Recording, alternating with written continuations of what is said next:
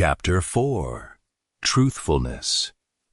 Abdullah bin Masud, may Allah be pleased with him, reported, the Prophet said, "Truth leads to piety, and piety leads to Jannah.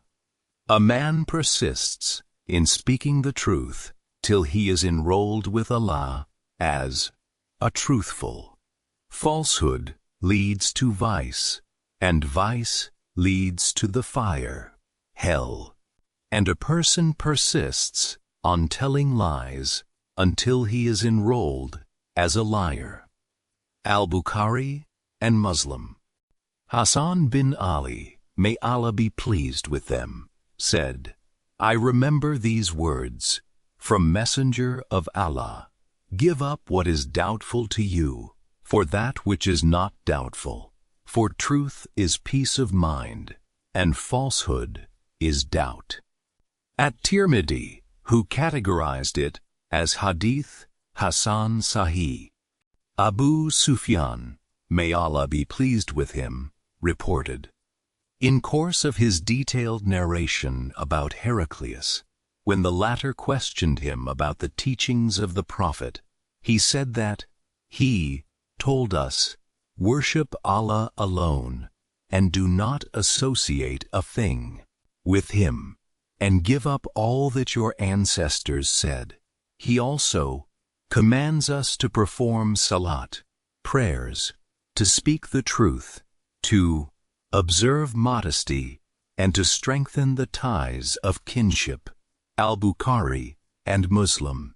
Abu Thabit, from Sa'al bin Hunayf, may Allah be pleased with him, said, the Prophet said, "He who asks Allah for martyrdom, Allah will raise him to the high status of the martyrs, even if he dies on his bed." Muslim.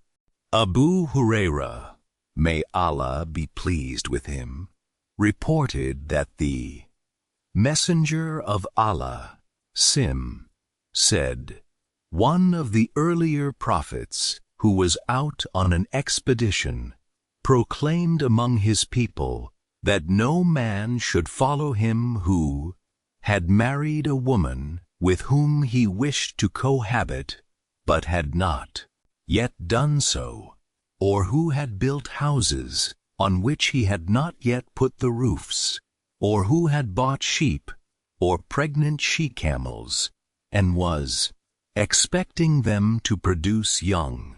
He then went on the expedition and approached the town at the time of the Asr prayer, or little before it.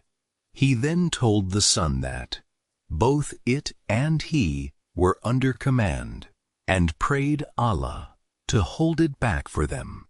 So it was held back till Allah gave him victory. He collected the spoils, and it, meaning fire, came to devour these, but did not.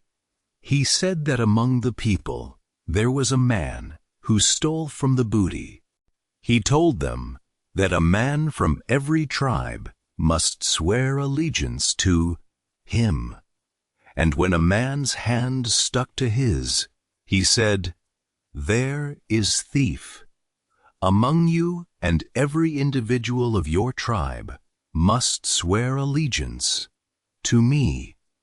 In course of swearing of allegiance, hands of 2 or 3 persons stuck to his hand. He said, "The thief is among you." They brought him a head of gold like a cow's head, and when he laid it down, the fire came and devoured the spoils. Spoils were not allowed to anyone before us. Then Allah allowed spoils to us as he saw our weakness and incapacity, and allowed them to us. Al-Bukhari and Muslim.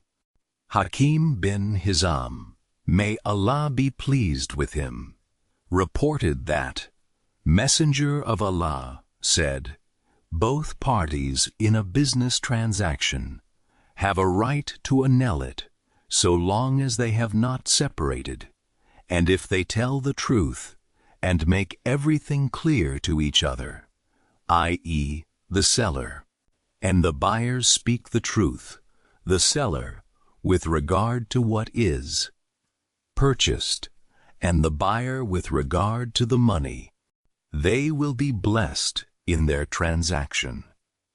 But if they conceal anything and lie, the blessing on their transaction will be eliminated. Al-Bukhari and Muslim.